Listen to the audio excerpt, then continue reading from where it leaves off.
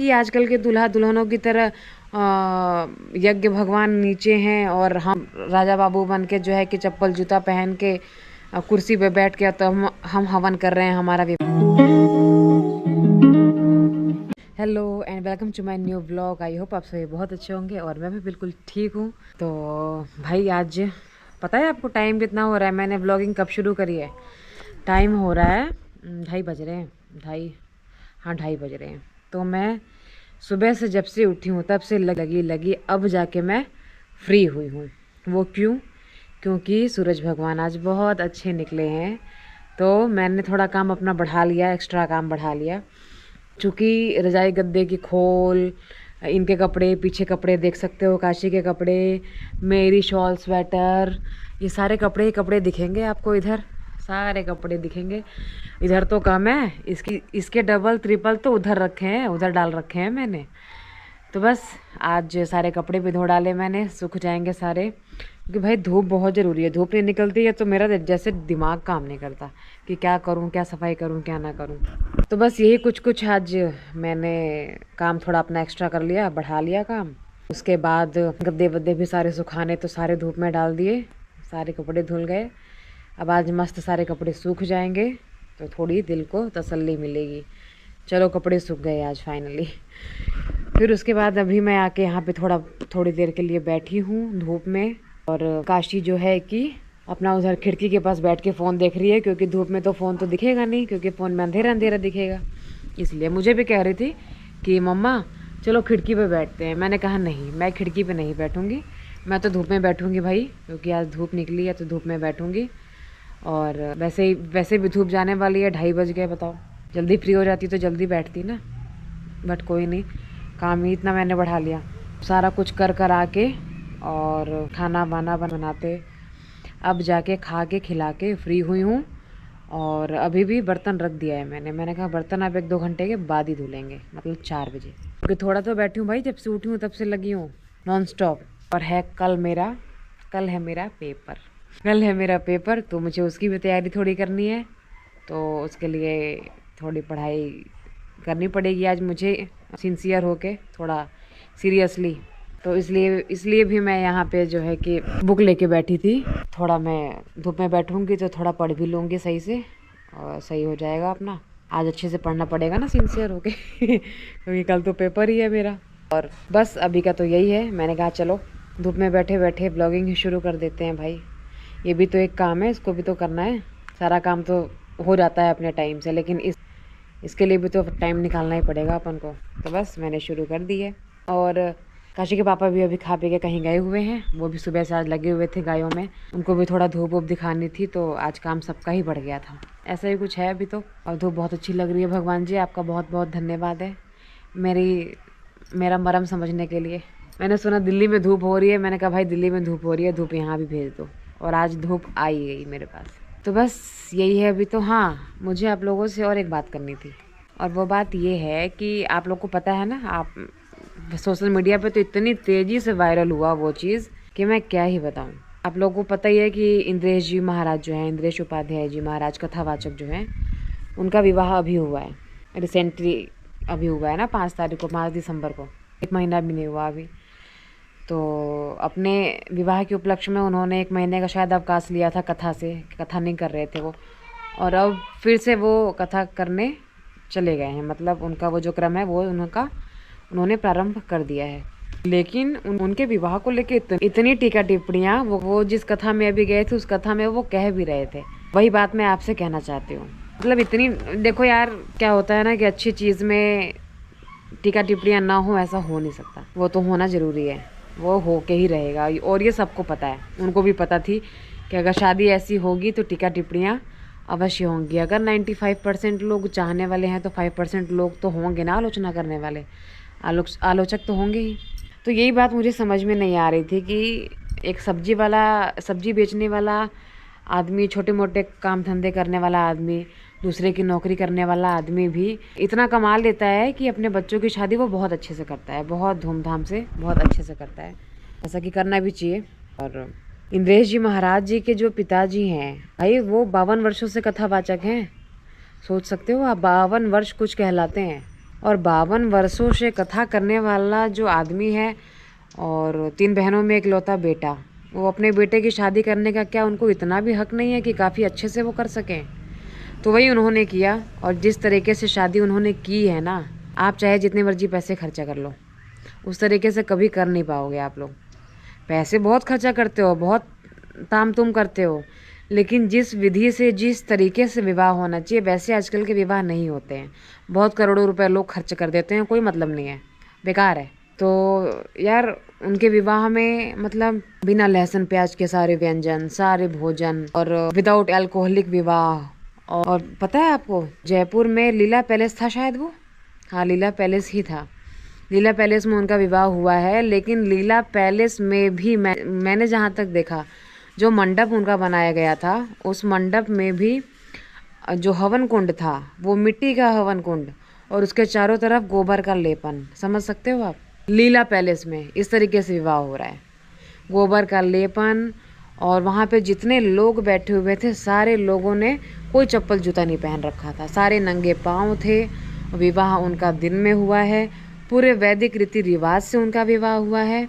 ये नहीं कि आजकल के दूल्हा दुल्हनों की तरह यज्ञ भगवान नीचे हैं और हम राजा बाबू बन के जो है कि चप्पल जूता पहन के कुर्सी पे बैठ के तो हम हवन कर रहे हैं, हमारा विवाह हो रहा है। ये कोई विवाह है? खेल हो रहा है कि विवाह हो रहा है? बेकार है, सब बेकार है। और रात को 12 बजे जब सारे देवी देवता सो रहे हैं, सारे भूत जगे होते हैं, तब तो हमारा विवाह होता है रात के समय में 2 बजे 12 बजे। ये कोई विवाह का समय होता है 2 बजे 12 बजे? अगर आपको सीखना ही है ना, अगर उनके विवाह के बारे में बातें ही करनी है, तो आप ऐसी बातें करो और ऐसा करके दिखाओ समाज में, तो आपका कहना सही भी होगा। आजकल के विवाहों में क्या होता है, लाखों रुपए खर्च तो कर दिए जाते हैं, चलो ठीक है, हाँ अरे यार शादी हुई वैसे शादी हुई, कोई मतलब नहीं है, 0 बटा सन्नाटा, एकदम बेकार है। रात में आप विवाह कर रहे हो भूतों की तरह, ना कोई यज्ञ देवता जगे हैं, ना कोई देवता जगे हैं, सारे देवता सो रहे होते हैं, सारे भूत जग रहे होते हैं, तब आप क्या जो है कि विवाह होता है। सारे भूत पिशाच आपकी आहुति दे रहे होते हैं, वही आहुति ले भी रहे होते हैं। आप मस्त सोफे पे बैठ के अपना हवन पूजा पाठ सब कुछ कर रहे हो, जूता चप्पल सब पहन के, यज्ञ भगवान नीचे हैं। बताओ, ऐसा तो विवाह होता है हमारे यहाँ, वो भी रात को। भाई विवाह रात में नहीं होता, विवाह दिन में होता है। अभी जो प्रचलन चल गया, लेकिन अब इन सब चीज़ों को हमें सुधारने की आवश्यकता है कि विवाह हमेशा दिन में किया जाता है, रात में विवाह कभी नहीं होता।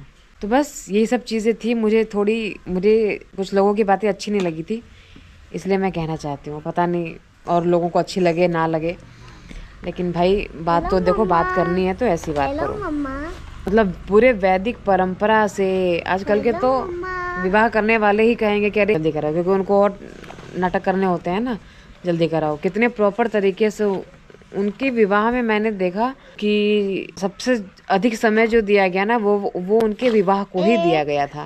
मतलब इतने अच्छे तरीके से पहली शादी मैंने देखी थी कि जिस तरीके से होना चाहिए हमारे शास्त्र में लिखा गया है, उस तरीके से उनका विवाह हुआ है, पूरे वैदिक परंपरा के साथ, मंत्रोच्चार के साथ। तो बस यही है भाई, शांत रहो। तो हमें भी यही कोशिश करनी चाहिए कि भाई हम अपने बच्चों का विवाह ना रात में ना करें।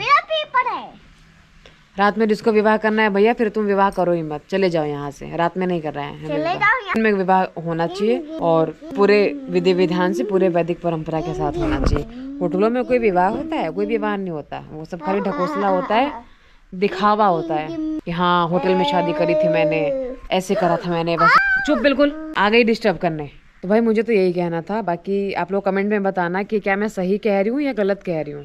भाई हम सबको कोशिश करनी है कि ऐसे नहीं, ये गलत चीज़ है। विवाह जिस तरीके से होना चाहिए वैसे होनी चाहिए विवाह शादियाँ। खर्चे करके ही क्या करोगे? आपकी नींव ही जब खराब हो रही है, जब आप विवाह ही ऐसे करोगे तो फिर आगे का जो है वो संबंध कैसे अच्छा निर्वाह होगा? नहीं हो सकता, फिर तो तलाक ही होंगे 1 साल में, जिस तरीके से अभी विवाह हो रहे हैं। तो कोशिश करके हमें अच्छा करने की कोशिश करनी चाहिए। तो आज का ये लेक्चर जो है मुझे लगता है काफ़ी लंबा हो गया, अब इसको यहीं पे समाप्त करते हुए आगे की ओर बढ़ते हैं। और काशी को देखा ना आपने, आ गई थी बीच में डिस्टर्ब करने मुझे, अब चली गई, हे भगवान। और एक यूट्यूबर है सौरभ जोशी। भाई सौरभ जोशी, मतलब उस लड़के के पास क्या नहीं है, 40 मिलियन सब्सक्राइबर है। 40 मिलियन सब्सक्राइबर का मतलब पता है वो कितना कमा रहा होगा? रोज़ कितना कमा रहा होगा वो? एक वीडियो तो जो है ना उसकी 15-15 मिलियन जाती है रोज़ की। उसने कहाँ शादी करी है पता है आपको? उसने शादी की है ऋषिकेश में, गंगा जी के बिल्कुल किनारे। अब बताओ उसे किस चीज़ की कमी थी कि उसने कोई हा हुल्ला कोई तड़ा तड़ोक नहीं किया, और मात्र 15 लोगों में विवाह किया है उसने। उसके वो भी सिर्फ 5-10 लोग उसके लड़की की तरफ के होंगे और 10 फैमिली इसकी थी बस। और गंगा जी बह रही हैं, गंगा जी के किनारे उसने रिजॉर्ट किया था, गंगा जी के किनारे उसने छोटा सा बहुत प्यारा सा मंडप बनवाया था, वहीं उसने अपनी शादी करी है चुपचाप शांति से। बताओ किस चीज़ की कमी थी? करनी चाहिए थी ना उसे भी तड़ा तड़क भड़क तड़क भड़क, लेकिन कुछ नहीं, अपना अपना तरीका है। विवाह का जो समय होता है ना, मुझे लगता है कि विवाह बहुत शांति से होना चाहिए, कोई फ़ायदा नहीं है भीड़ भड़क्का करके। विवाह नाम की चीज़ जो है भाई, विवाह हो रहा है, कोई मजाक थोड़ी हो रहा है, पूरे ज़िंदगी का तुम्हारे खेल शुरू हो रहा है वहाँ से। तुम उसी में दुनिया भर के ढकोसले कर देते हो, कहाँ से आगे अच्छा चलेगा? नहीं चलेगा। ये इन्हीं दोनों, हाँ सौरभ जोशी को भी काफ़ी ज़्यादा ट्रोल किया जा रहा था कि ऐसे वैसे। अरे उसने बहुत अच्छा किया है, जैसे उसने किया है ना, बहुत अच्छा किया है। दिन में शादी उसने भी करी है, उसकी भी शादी दिन में हुई है, रात में थोड़ी शादियाँ होती है। तो बस भाई, अगर आप लोग मेरी बातों से सहमत होंगे तो कमेंट में ज़रूर बताना मैं सही कह रही हूँ या गलत कह रही हूँ। वैसे तो मैं सही कह रही हूँ, क्योंकि गलत सही का फैसला क्या ही कोई लेगा, गलत भी कहने वाले लोग हैं, सही भी कहने वाले लोग हैं। और बस यहाँ पे अब देखो धूप भी जाने लगी है धीरे धीरे, और मैं थोड़ी सी अपनी पढ़ाई कर लेती हूँ, उसके बाद में फिर से आपसे मिलती हूँ। हाँ जी, कैसे आ गए मेरे पास? ये खोलना है? हाँ ये टेंस है। ये अच्छा लगता है आपको? हाँ ये और ये पट्टा भी है। ये टी शर्ट आपकी बड़ी जल्दी छोटी हो गई काशी। इसको दिखाया, ये पैंट काफी बड़ी हो गई है। अच्छा, काफ़ी बड़ी हो गई है पैंट। और ये चॉकलेट खा गए सारी? पिंक है ना, पिंक। हाँ पिंक है। पिंक। सच्ची बोल रहे हो? चॉकलेट सारी खा गए? चॉकलेट खा गए सारी? ये देखो। जेम्स तो खाते नहीं हो आप, मत खाना, रहने दो, मैं खा लेती हूँ। नहीं अब पूरा खा जाऊंगी, एक नहीं बचेगी। अच्छा। तुम सारे खा जाओगी ना तो मैं पिटाई करूंगी तुम्हारी। अच्छा। हाँ जल्दी खा लो, मैं बीमार हो जाऊंगी। तुम हमेशा बीमार हो जाओगे, ये मत खाओ। खाना है, खाना है। डॉक्टर ने मना किया है आपको, है ना? नहीं मुझे खाना है। अच्छा, अगर मैंने नहीं खोला तो क्या करोगे? मुझे अभी खाना है, मैं गुस्सा आ जाऊंगी। जाओ गुस्सा हो जाओ। फटूंगा। दो खोल दो तो। खोल देते हैं काशी की जैम। खोल दिया काशी। मैं दिखाऊं खा के। एक मुझे भी दे दो। कौन से कलर की है ये? ग्रीन। ये कौन से कलर की है? Green, yellow, green. Green. Yellow है, और ये वाली? ये ग्रीन है, येलो। ये वाली ग्रीन है, एप्पल। अच्छा। ऑरेंज। अब आप खा लो। वाह कितने सारे कलर्स हैं ना काशी। मैं दिखाऊं 5? जाके पापा को दे दो। आपको नहीं खाना है ना, जाओ पापा को दे दो। नहीं खाना है तो फिर खा के दिखाओ। 8, 9, 10 सुना है कि ब्लू है। मैं नहीं खा रही, आप खा लो। जाओ खा लो। ये वाली पैकेट भी खोल दूं? नहीं ये भी नहीं। जाओ पापा को दे दो, जाओ। ये मेरी है। यही पापा को खिलाने अपने। तो जी अब यहाँ पे हो चुकी है शाम, और शाम का समय है लेकिन रात हो चुकी है क्योंकि अंधेरा बहुत ज़्यादा हो चुका है। और यहाँ पे मैं बनाने लग गई हूँ शाम की चाय। और ये देखो मैंने क्या बनाया है, ये लाई मुरमुरा, अब ये बन चुका है। अब इसमें इसे डाल देते हैं, है ना काशी? इसमें इसको डाल के दे देते हैं। हाँ। पापा को, और आप भी खाओगे, है ना? इसमें है नमकीन, लाई, प्याज, मिर्ची, तेल, नमक। और यहाँ पे चाय बन रही है, और यहाँ पे खड़े होके आप क्या कर रहे हो? खड़े होके इसको देख रही हो। बहुत परेशान करते हो आगे पीछे। पागल होती हो क्या तुम? अभी पिटाई करवाऊंगी दादाजी से, बोल के ऐसे बोलती है। तो अब इसी चाय और शाम के मुरमुरे के साथ आज के इस ब्लॉग का एंड करती हूँ। और अगर ये ब्लॉग आप लोग को अच्छा लगा होगा तो चैनल को सब्सक्राइब करना, वीडियो को लाइक करना और शेयर करना। और हाँ, कमेंट में ज़रूर बताना कि मैंने वो बात सही बोली है या गलत बोली है, ठीक है? अब मिलती हूँ मैं आपको नेक्स्ट ब्लॉग में, तब तक के लिए हर महादेव।